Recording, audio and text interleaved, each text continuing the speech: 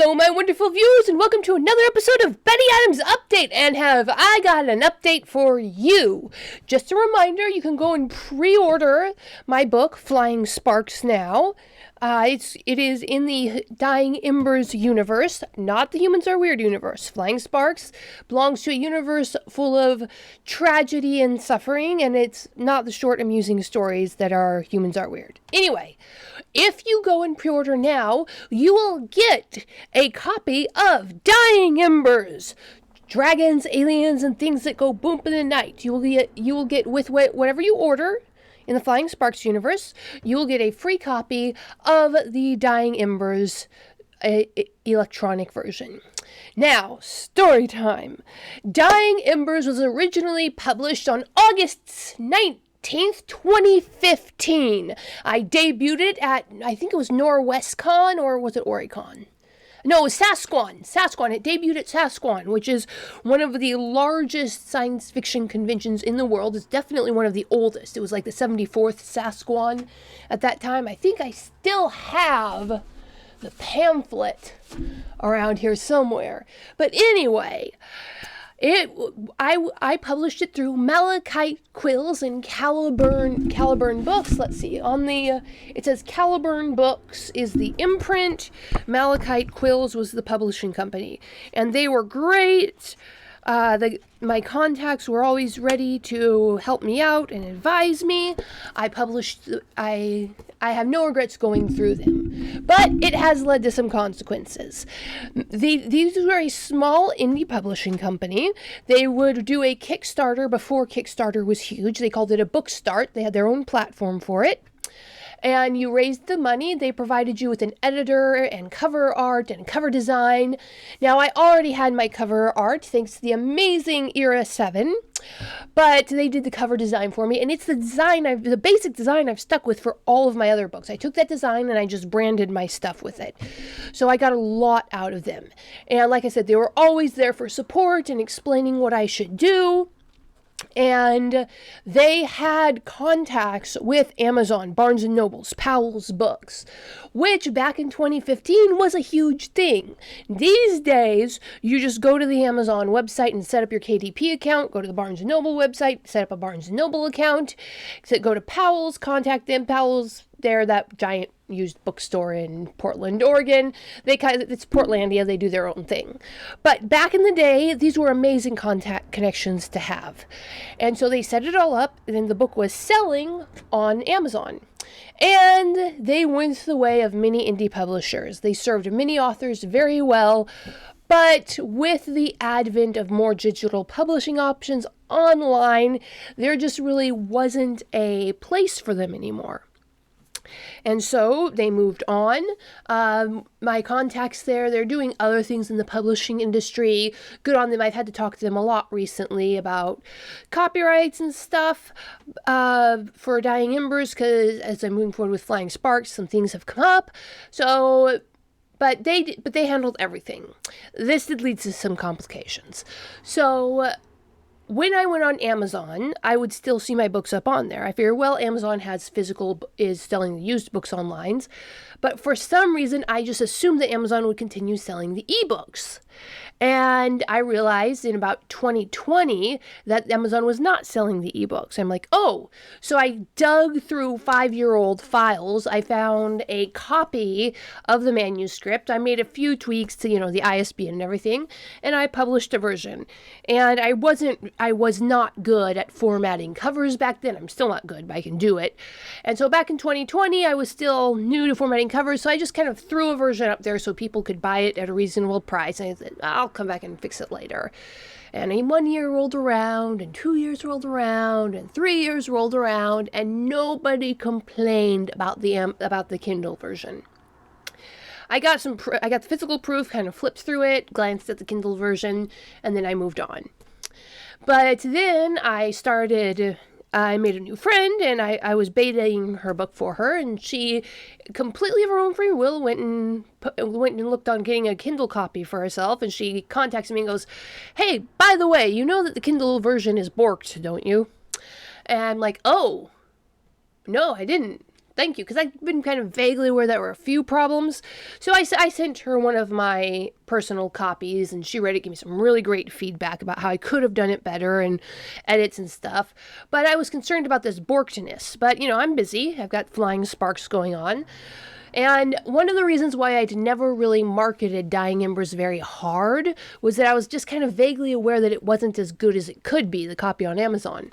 Also, I didn't have it up on Barnes & Noble or Google or Kobo because I'd signed the get a higher percentage rate with Amazon by putting it on Amazon Select. So it's on Amazon Kindle Unlimited. And I didn't know how to undo that. And, I was going to look into that, undo that, could publish it on the other sites. But, just kept getting put off. So 2 days ago, I sat down and said, okay, I have a block of time. I'm going to make the few tweaks that the document needs. And then I'm going to re-upload it on Amazon. And I figured I'd be spending all the time making the better cover art. Well, same cover art. Again, Era 7, awesome cover artists. And she's doing the cover art for Flying Sparks as well. So I spent the entire day, 12 to 14 hours, formatting and reformatting and editing and re-editing that book. And there were so many problems. My friend was not kidding when she said the version on Amazon Kindle was borked. And I've got 6 reviews on this book since I put this version up.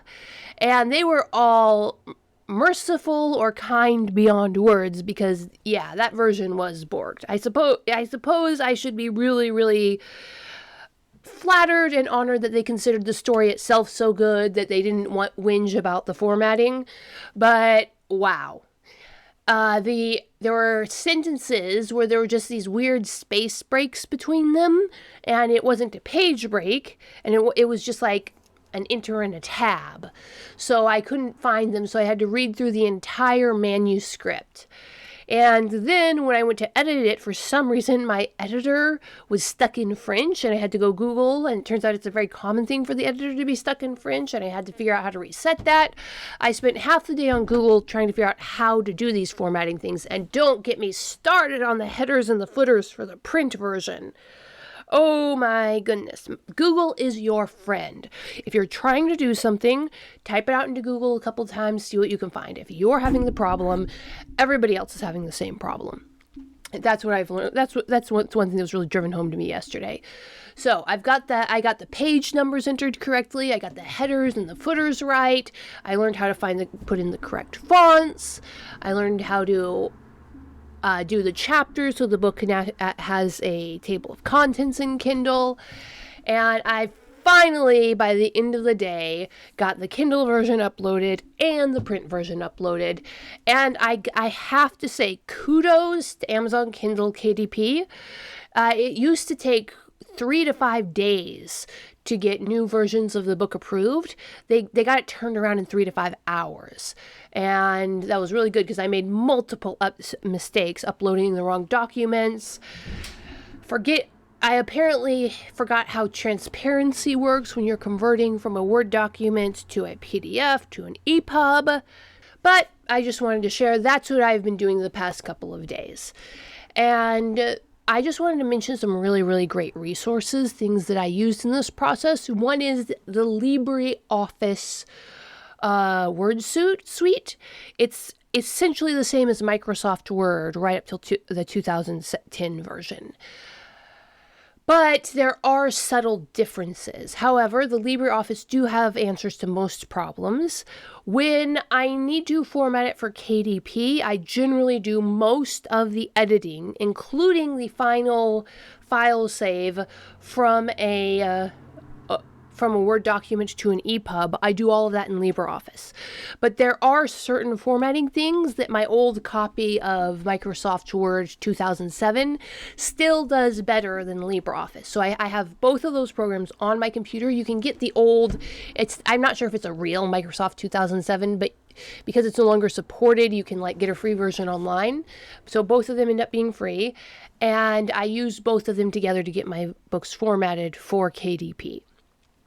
And I also use the LibreOffice Draw to format the cover file. And but I needed a background, and I had been breaking my brain trying to draw my own textured background for the books. But anyway, I think it's free picks, and you can get 3 free downloads a day. They're free picks of all of the free image websites. It's the best one I found for generating high quality textures for the backgrounds to cover arts.